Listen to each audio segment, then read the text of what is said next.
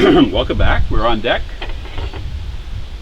Just saw an owl down there, so maybe he'll come back during the show. All right. Prep test 86, section 1. Logical reasoning. We'll start here with question number 16. So they should start to get challenging. The issue. The argument depends on assuming which one of the following. Okay? A popular complaint about abstract expressionist paintings that, quote, a child could paint that,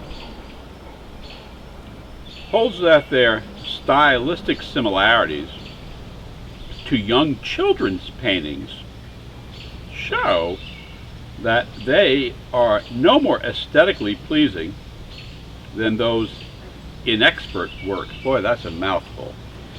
So let me get that going again here. I think I got it, but let's make sure here.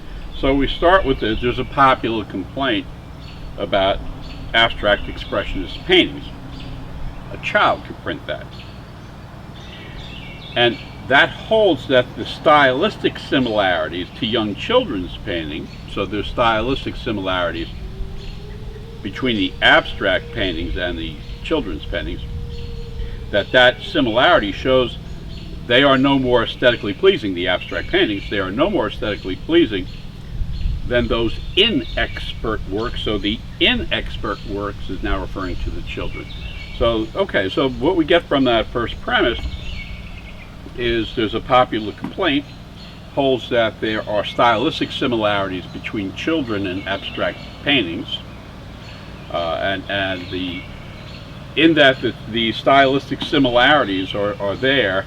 The abstract paintings are no more aesthetically pleasing than the children's painting, which are now referred to as inexpert works. That's a mouthful. Next sentence. But most participants in a psychological study, when shown pairs of paintings consisting of an abstract expressionist painting and a preschooler's painting, consistently rated the abstract expressionist painting as aesthetically better. Now I'm stopping, there's a comma there, but this whole bloody thing is two long run-on sentences. So I got the first sentence. Now the second thing is telling me, okay, but we have participants in a psychological study. Got it. And they're shown the two pairs. They're shown the child's painting, the inexpert painting, and the abstractionist painting. And in this study, the folks consistently rated the abstract painting as aesthetically better. Now the word better is there, so it's aesthetically better, suggesting that the child's painting may actually have some aesthetic value, because this is aesthetically better. Meaning if the child painting had no aesthetic value, I don't know that you would say this is aesthetically better. But let's continue here. So the folks consistently rated the abstract expressionist painting as aesthetically better, refuting this complaint that's a complaint raised in the first sentence, and thereby establishing that abstract expressionist paintings are aesthetically pleasing. So the conclusion is that abstract expressionist paintings are aesthetically pleasing, but that's predicated on the reasoning they're pleasing in that they are aesthetically better than the child's painting. Okay, so in that they are aesthetically better, we can now say they are aesthetically pleasing. So to me, that means that the paintings you're comparing them to, at least some of them, had to have some aesthetic value, because you're saying these are aesthetically better than those, and therefore they are pleasing. Okay, and if none of the children's paintings were aesthetically pleasing, then I don't know that you'd be able to say these are aesthetically better, because better means the other have the aesthetic quality. That's why these are better than those, aesthetically better, suggesting they have some aesthetic value. Man, oh man, good luck with this. But I got it. But that's what's involved with this, and for most test takers, 16 is something where you probably shouldn't be working on it. You know, unless you're shooting for a 80 or a 90th percentile or higher, this is not where you should be. Okay, but I got it. That's what it's going to be. People are better at judging the aesthetic value of a painting when they compare it with another painting. You know, that may be factually a true statement, but it's not certainly required for the conclusion that the expressionist paintings are aesthetically pleasing. B, most of the preschoolers' paintings used in the study were not aesthetically displeasing. Don't you love it? They were not aesthetically displeasing, and that is going to be the answer. Because if most of them were aesthetically displeasing, then the fact that you're referring to these as aesthetically better, well, couldn't you be, if something is displeasing, right, and you're aesthetically better than displeasing, couldn't you be somewhere short of pleasing? Like, couldn't it be neutral or less offensive? It's really a very, very substantial argument. B will be the answer. C, each painting shown to the participants had a label that accurately indicated whether it was an abstract painting or a preschooler painting. It's not relevant to the conclusion that these are aesthetically pleasing. D, participants who did not consistently rate the abstract expressionist paintings as aesthetically better, nonetheless rated them better more often than not. Beats me. Again, this is E. There were few stylistic similarities between the abstract expressionist paintings that participants were shown and the preschoolers' paintings which were paired, with which they were paired. Well, you know, that's not really helping me in coming to a conclusion that the expressionists are aesthetically pleasing. Again, it's got to be that you're comparing the adult expressionist painting and saying it's aesthetically better. That word better is huge, right? Means you had to be comparing it to something that had aesthetic value. So the answer to question number 16 is B for Brutus. Question number 17. It can be inferred from the dialogue that Xavier and Miranda agree that. So they agree on something. So let's see what they agree on. Xavier says, the new fast food place on 10th Street is out of business already. Okay, you're out of business already. I'm not surprised. Okay? It had no indoor seating, and few people want to sit outside and breathe exhaust fumes while they eat. I got it. So let me just break that down. So what Xavier says, first he says to us that it's out of business. So the fact is this fast food business on 10th Street is out of business. Then we have basically his conclusion is, I'm not surprised. Then the reasoning is, now he tells you why he's not surprised. It had no indoor seating. And few people want to sit outside and breathe exhaust fumes while they eat. I got it. Okay, now let's see what Miranda responds. Now we're looking for what they agree about. Miranda says, the bank should have realized that with all the fast food places on 10th Street, one lacking indoor seating was likely to fail.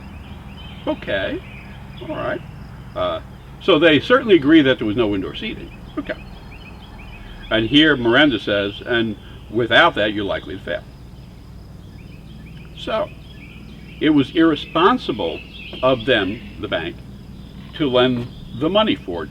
Okay, so if you're breaking this down by the structure of the argument, Xavier's conclusion is that he's not surprised. Miranda's conclusion is that it was irresponsible of the bank to lend them money. So their conclusions are basically in general agreement. So let's see what we have here. A, do they agree that few people want to sit outside while they eat? Well, no. I mean, Xavier does say, right, that few people want to eat outside when there's exhaust fumes. But with respect to Miranda, all Miranda does is point out that it lacks indoor seating, and so it's likely to fail. So simply pointing out that it lacks indoor seating does not mean that outdoor eating is a bad idea. So no, I don't know that. There's no evidence they explicitly agree. B, banks should not finance restaurants lacking indoor seating. Xavier says nothing about banks. C, if the new fast food place had indoor seating, it probably would have been successful. Well, they both agree that indoor seating matters, but that word successful, really what they're agreeing on is the indoor seating might have made it a more prudent venture, but they're not saying it would have been successful. They're just simply saying maybe it wouldn't have failed. So that there's a probability the restaurant otherwise would have been successful. That's too far a stretch. G, a fast food place on 10th Street is likely to fail if it has any outdoor seating. Well, I guess with Xavier you could pick that up, but for Miranda, that's not what Miranda's saying. Miranda's not saying it failed because of outdoor seating. Miranda's saying it failed because they didn't have enough indoor seating. The neighborhood comes to life. And E, the new fast food place on 10th Street was a risky venture. And yes, look at the conclusions, right? The conclusion from Xavier is, I'm not surprised. But he's not surprised why? He's not surprised it failed. Well, you're not surprised it's failed because it was imprudent. And that's Miranda's conclusion, that it was irresponsible of the bank to lend the money. Well, it's irresponsible because the risk did not justify the reward. So the answer to question number 17 is E for Euphrates. Okay, question number 18. The issue presented is, which one of the following is true? Most helps to explain why, in this nature preserve, common eaters that lay their eggs in other birds' nests most commonly select established nests in wooden boxes. Okay, that's one of a kind for an issue. So here I have to step back and say, do I understand the issue? Because if I don't understand the issue, I can't apply the IRAC method. Okay, so I want to help explain. That's the issue. I need to explain something, right? And what I'm helping explain is why, in this preserve, whatever common eaters are, right, that when they lay their eggs in other birds' nests, so I'm not doing it in my own nest, I'm laying it in another bird's nest, that nest most commonly selected is in wooden boxes. Okay, let me find out. Why are you running over to the wooden box with your egg when you're putting it in somebody else's nest? Here goes. In an island nature preserve, common eater nests are found in roughly equal numbers in high concealing woody vegetation, 1, wooden boxes, 2, and open grasslands that do not conceal nests, 3. So those are the 3 places I'm likely to find the nest. Now, some common eaters lay their eggs in nests established by other common eaters, probably in order to locate them in an area that is maximally safe from predation. Okay, that kind of sounds like the conclusion of the argument, right? You're explaining to me, well, but you probably, when you say probably to make them safe from predation, that sounds like the conclusion. Okay, so I'm a common eater. I'm looking for a place to put my eggs where it can be safer than it would be with me, because I'm concerned about predation. Next sentence. Although one would expect the nest concealed in woody vegetation to be most commonly selected by other females for laying their eggs, by the woody vegetation giving cover, the female common eaters that lay their eggs in other birds' nests most commonly select established nests in wooden boxes. Okay, so we had the 3 choices, right? And common sense would say if you were concerned about predators, you would put your eggs in a woody area because they'd be more concealed, right? Certainly wouldn't have them in a wooden box, or open grasslands would not be as attractive. Okay, so let's find out why they're going in the wooden boxes. Okay, hey.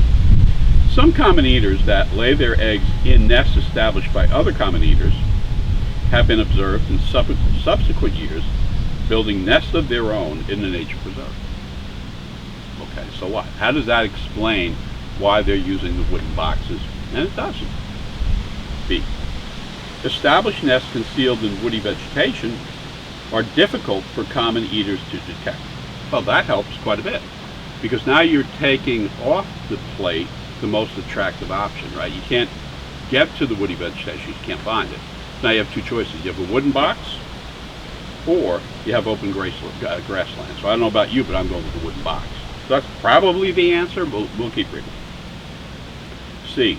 Defensive behavior by nest builders can sometimes deter intruding common eaters. That's not sending me to, why am I going to the wooden box? C's not telling me that. D. Virtually all of the island nature preserve consists of habitats that have been, at some point in the past, altered by humans. That's still not explaining why am I going to the box. E. Foxes and other natural predators of the common eater are not uncommon in the island nature preserve. That's not helping me at all. So clearly, to me anyway, it's beyond clear, the answer to that is B for Brutus.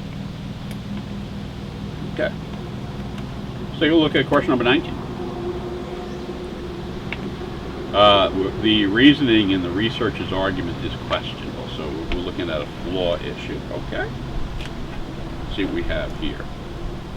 And again, when you're in this back end, it's like the back nine of the golf course, I guess. The back half of this test in logical reasoning is, at least from my experience, noticeably more challenging than the front half. Okay. So here I want a flaw, so I'm reading for the flaw. And what do I have here? In an experiment, the researcher, in an experiment, 500 families were given a medical self-help book, and 500 similar families were not. Okay, I got it. You got the book, you didn't. And you share similar characteristics. Over the next year, the average number of visits to doctors dropped by 20% for the families who had been given the book, but remained unchanged for the other families. Stop. Your process is the analysis. This is what you're eye-racking about. Oh, okay, so these folks got the book, and their yearly visits dropped to a doctor, dropped by 20%. These folks didn't get the book, and they made as many visits as the year before. So you're establishing correlation between having the self-help book and having fewer doctor visits, as opposed to not having the book and maintaining the number you had. Okay.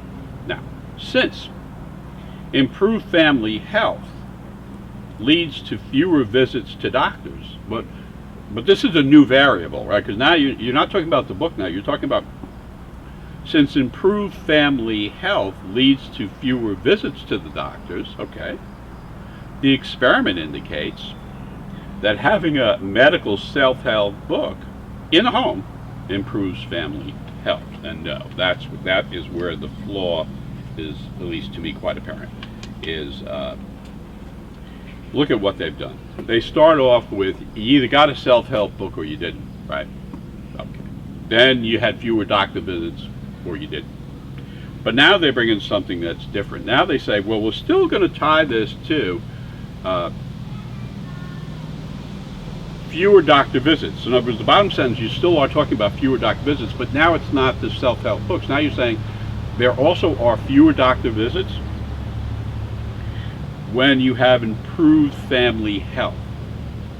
Okay, and that's fine. So now you have improved family health, fewer doctor visits, and up here you have the self-help books and fewer doctor visits. That's all fine. They both correlate with fewer doctor visits. But this conclusion is that indicates that having a medical self-help book improves family health, and there's no connection to that.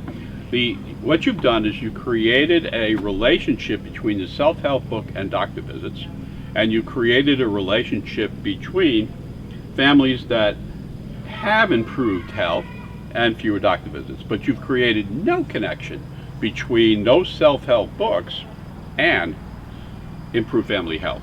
So that's the answer. I don't know where they're going with it, but that's what you're looking for. A, it is possible that the families in the experiment who were not given a medical self-help book acquired medical self-help books on their own. Well, that is possible, but that's not the flaw. The flaw here is you've got this effect in the middle, which is doctor visits. And there's this possible cause or this possible correlation. There's this possible cause, this possible correlation. And then you're saying, and therefore this causes that. And that's the flaw, not they may have had other books. B, the families in the experiment could have gained access to medical self-help information outside of the books. That's not the flaw, and again, that's outside the contours of this argument. C, a state of affairs could causally contribute to two or more different effects. No, there's only one effect here. The effect here is the number of doctor visits that were involved. That's the effect. The other two are either the correlation or the cause. D, two different state of affairs could each causally contribute to the same effect, even though neither causally contributes to the other. And again, this is that part of the test where if you want to go to a law school that's hard to get into, well, you're able to do this under these draconian time constraints. D is the answer, absolutely is the answer. And if you break it down and try to understand it, the two different state of affairs have to do with the self-help book, distinguished from improved family health, right?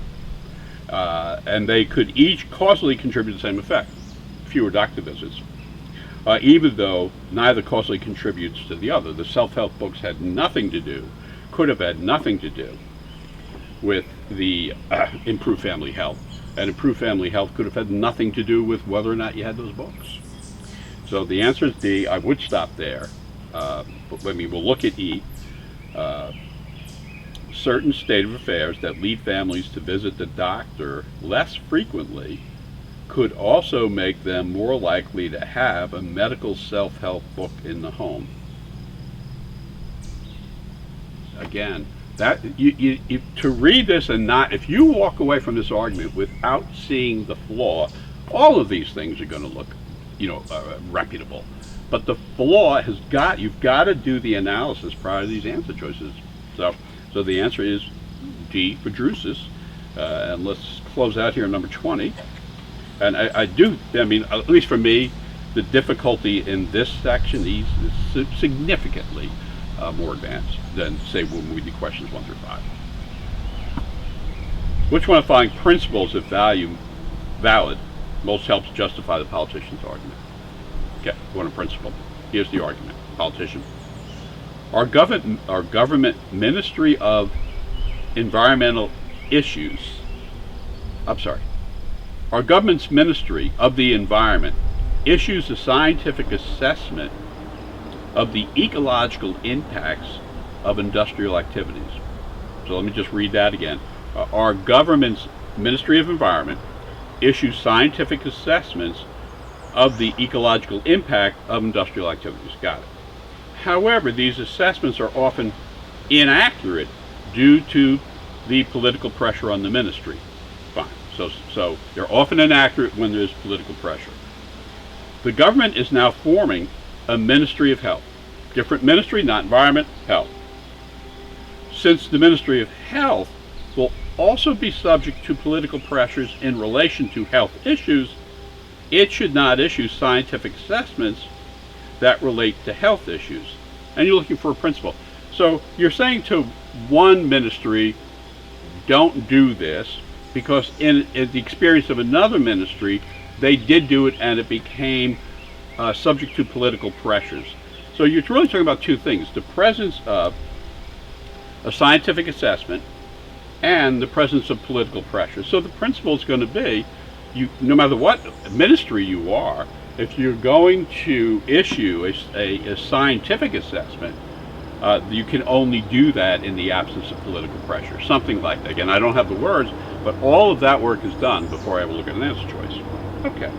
A. If there was no need for scientific assessments of a set of issues before a government ministry, let me reread that. If there were no need for scientific assessments of a set of issues before a government ministry responsible for those issues was formed, then those assessments are still unnecessary after the formation of the ministry. That's not where we're going. B. Scientific assessments should not be issued by government ministries unless they have very strong reason to believe those assessments are accurate. That sounds good to me. I'm going to keep reading, but that's correct because you're saying they aren't accurate in that they become subject to political pressure. So if they're accurate, you're home. Let me keep reading. C. Individuals and organizations should not exercise political pressure on government ministries that issue scientific assessments. Well, that's fine. We agree they shouldn't, but that's not the principle. That isn't whether you should or shouldn't exert pressure. The principle has to do is, does the ministry send out the scientific assessment? D, a government ministry should issue scientific assessment of certain issues if that ministry can successfully resist political pressure to modify the contents of those assessments. There's nothing about here about modifying the contents. This is the political pressure corrupts this process and causes inaccurate statements to be made. So, modify the content? No. Then it sounds like political pressure is succeeding. And E, the government ministry in charge of issuing assessments relating to health issues should firmly resist any political pressures regarding those assessments. And of course, everybody would recommend that, but that's not the principle. The principle is not about firmly resisting. It is that when a scientific assessment is going to be issued, you've got to make sure it's accurate. And whether it's accurate, maybe you can resist the political pressure and it's still not accurate. It's got to be accurate. So the answer to question number 20 is B for Brutus, and we'll hold it there.